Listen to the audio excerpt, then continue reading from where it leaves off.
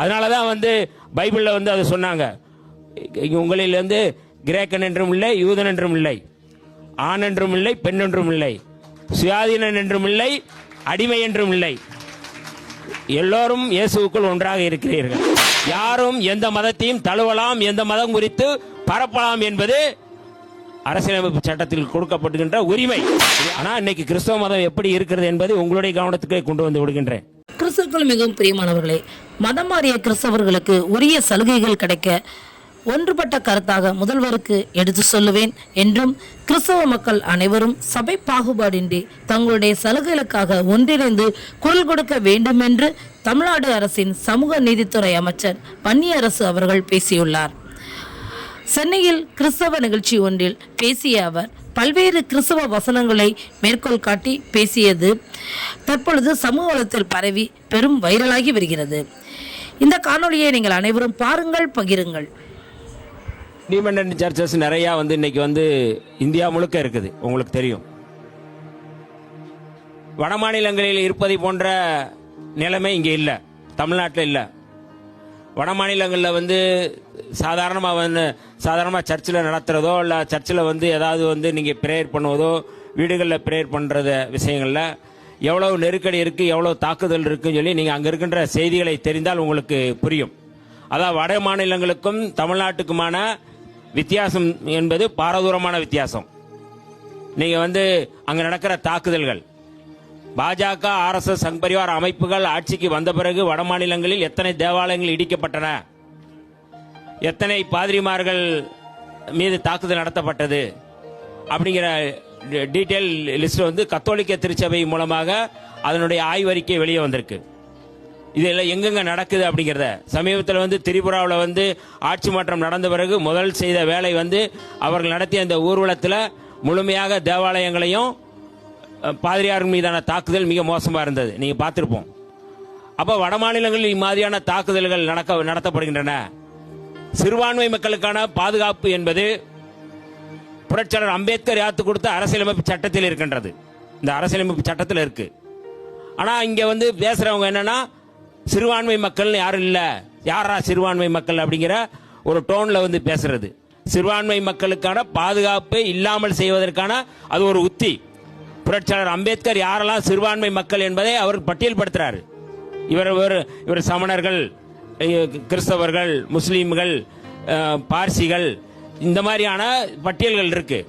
இவர்களுக்கான அரசியல் உரிமைகள், அடிப்படை உரிமைகள் அரசியலமைப்பு சட்டத்தில் இருக்கு. அந்த அரசியலமைப்பு சட்டத்தின் அடிப்படையில் இந்திய ஒன்றிய அரசு அவர்களுக்கான பாதுகாப்பை உறுதிப்படுத்த வேண்டும். அந்தந்த மாநிலங்களில் இருக்கின்ற அரசு அவர்களுக்கான உறுதிப்படுத்த வேண்டும். யாரும் எந்த மதத்தையும் தழுவலாம், எந்த மதம் குறித்து பரப்பலாம் என்பது அரசியலமைப்பு சட்டத்தில் கொடுக்கப்படுகின்ற உரிமை. இதை யாரும் தடுக்க முடியாது. நான் இந்த மதத்தை தான் பேசுவேன், இந்த மதத்தை பற்றி அவரவர்களுக்கான உரிமை. ஏனென்றால் இந்த அரசு என்பது முழுமையான மதச்சார்பற்ற அரசு.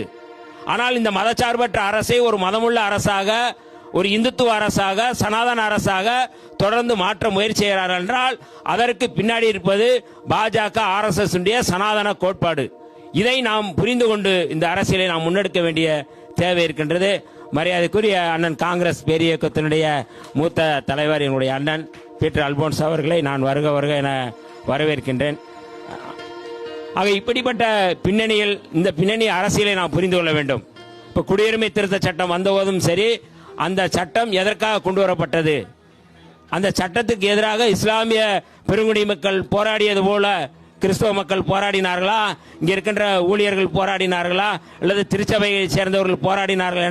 இங்கே வந்து கிறிஸ்தவ மதத்தில் வந்து அந்த மாதிரியான ஒரு ஒற்றுமையோ, அந்த மாதிரியான ஒரு அரசியல் படுத்துதலோ, அந்த மாதிரியான போராட்டங்களோ இல்லை. எத்தனையோ பாஜக அரசு எத்தனையோ சட்டங்களை கொண்டு வந்தாங்க, சிறுபான்மை மக்களுக்கு எதிரான சட்டங்கள் தான். வக்பு வாரிய திருத்த சட்டம் கொண்டு வரும்போது இஸ்லாமிய மக்கள் மட்டும்தான் போராடினாங்க. ஆனால் கிறிஸ்தவ மக்கள் அது குறித்து போராடல, திருச்சபைகள் கூட போராடல. இன்னைக்கு இஸ்லாமியர்களை குறிவைத்திருக்கிறார்கள், நாளைக்கு கிறிஸ்தவர்களை குறிவைப்பார்கள். இன்றைக்கு வக்பு சொத்துக்களை குறிவைத்திருக்கிறார்கள், நாளைக்கு கிறிஸ்தவ சொத்துக்களை குறிவைப்பார்கள்.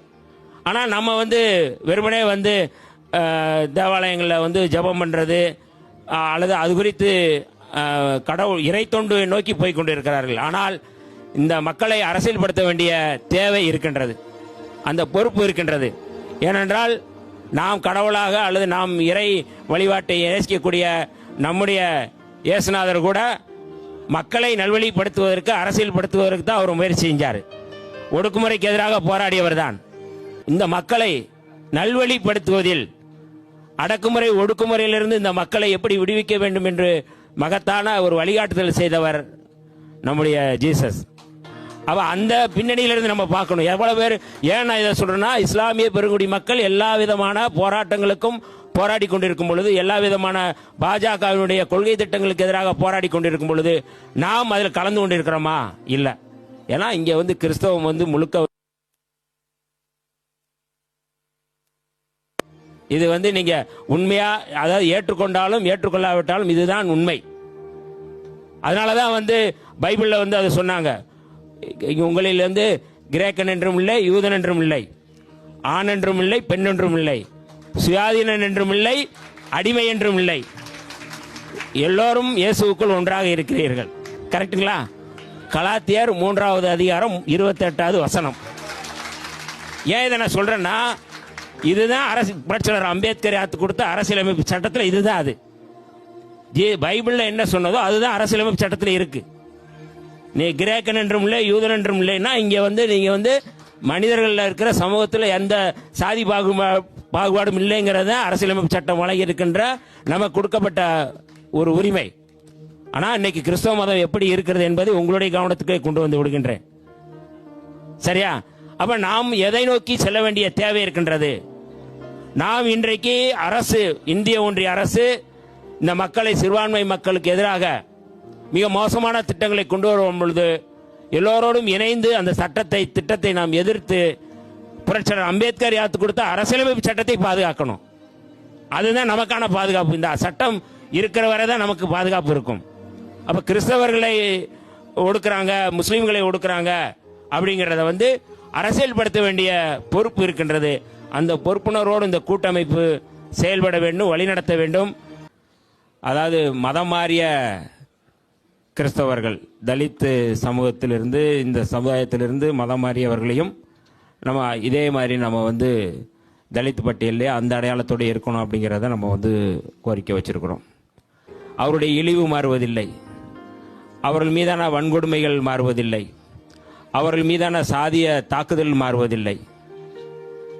இதை மாற்றுவதற்காகத்தான் ஏற்கனவே இந்திய ஒன்றிய அரசு பல்வேறு காரணிகளை சொல்லி அதை தடுத்து நிறுத்தியது.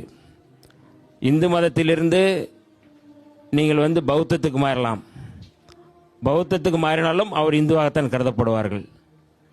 இல்லை, இந்து மதத்திலிருந்து நீங்கள் இந்த நம்முடைய சமணத்துக்கு மாறினாலும் சரி, அல்லது சீக்கியத்துக்கு மாறினாலும் சரி, சீக்கியத்துக்கு மாறினாலும் அவர்கள் இந்துவாகத்தான் கருதுகிறார்கள், சமணத்துக்கு மாறினாலும் இந்துவாகத்தான் கருதுகிறார்கள், பௌத்தத்துக்கு மாறினாலும் இந்துவாகத்தான் கருதுகிறார்கள். ஆனால் கிறிஸ்தவத்துக்கு மாறினாலும், இஸ்லாத்துக்கு மாறினாலும் மட்டும் அவர்கள் இந்துவாக கருதுவதில்லை. ஏன் இந்த மதத்திலிருந்து, இந்து மதத்திலிருந்து ஏன் அவர்கள் மாறுகிறார்கள், எதற்காக அங்கே ஓடுகிறார்கள் என்பது குறித்து ஆய்வு செய்யாமல், நீங்கள் ராஜேந்திர பிரசாத் அன்றைக்கு குடியரசுத் தலைவராக இருக்கும் பொழுது ஒரு சட்டத்தை போட்டு, அந்த சட்டத்தின் மூலமாக இன்று வரை மதம் மாறிய தலித்துகளுக்கான இடஒதுக்கீடு கிடைக்கவில்லை, அவர்களுக்கான சமூக இழிவு அப்படியே தான் இருக்கிறது என்பதை நீண்ட காலமாக எங்களுடைய தலைவர் எழுச்சி தமிழர் தொல்காப்பியன் திருமாவளவன் அவர்கள் தொடர்ந்து போராடி வருகிறார்கள். நாடாளுமன்றத்திலே இது குறித்து கேள்வி எழுப்பி போராடிய ஒரே தலைவர் விடுதலை சிறுத்தைகளுடைய தலைவர். கடந்த முறையும் மரியாதைக்குரிய மாண்புமிகு முன்னாள் முதல்வர் அவர்களும் இது குறித்து உங்களுக்கு எல்லோருக்கும் தெரியும், இது குறித்து பேசியிருந்தார்கள். இங்கே அதாவது மதம் மாறிய தலித்துகளுக்கும் எப்படி தலித்துகளுக்கான இடஒதுக்கீடு எப்படி இருக்குதோ அதே மாதிரி இருக்க வேண்டும் என்றும் சொல்லியிருந்தார்கள். இன்றைக்கு இந்த கோரிக்கை மிக முக்கியமான கோரிக்கை. இதை அப்படியே நான் விடுதலை சிறுத்தைகள் சார்பாக வழிமொழிகின்றேன். ஏன்னா நான் ஒரு சமூக நீதித்துறை அமைச்சராக இருந்து இதை முதல்வர் அவர்களுடைய கவனத்துக்கு கொண்டு போய் அந்த கவனத்தின் மூலமாக அரசு என்ன முடிவெடுக்கிறது, அரசினுடைய நிலைப்பாடு என்ன என்பது குறித்து இந்த துறை சார்பாக பேசுவார்கள். ஆனால் கடந்த காலங்களில் இது குறித்து நிறைய போராடி இருக்கின்ற இயக்கம் விடுதலை சிறுத்தைகள் இயக்கம். எங்களுடைய தலைவர் எழுச்சி தமிழர் தொல்காப்பியன் திருமாவளவன் அவர்கள். இந்த கோரிக்கைகள் அத்தனை கோரிக்கைகளையும் நம்முடைய மரியாதைக்குரிய சபாநாயகர் அவர்கள் இங்கே வந்திருக்கிறாங்க. அவர்கள் கவனத்திற்கும் நம்ம நீங்கள்லாம் கொண்டு சென்றிருக்கிறீங்க. கட்டாயம் இந்த அரசு என்பது நமக்கான அரசு, சிறுபான்மை மக்களை பாதுகாக்கக்கூடிய அரசு. எந்த சூழலிலும் இந்த அரசு நம்முடைய அரசு முழுமையாக இந்த கோரிக்கைகளை நாங்கள் கட்டாயம் முதல்வர் அவர்களிடம் கொண்டு செல்வோம். கொண்டு சென்று இந்த கோரிக்கைகள் எப்படி மதமாறிய தலித்துகளுக்கான அந்த இடஒதுக்கீடு எஸ்சி பட்டியலை சேர்க்கணும் அப்படிங்கிறது நீண்டகால கோரிக்கை. அந்த கோரிக்கைக்காக நாம் போராடி இருக்கின்றோம். மீண்டும் அந்த கோரிக்கை வெற்றி பெறும் வரை உங்களோடு நாங்கள் நிற்போம் என்று சொல்லி வாய்ப்பு கூறி நன்றி கூறி விடைபெறுகிறேன். நன்றி, வணக்கம்.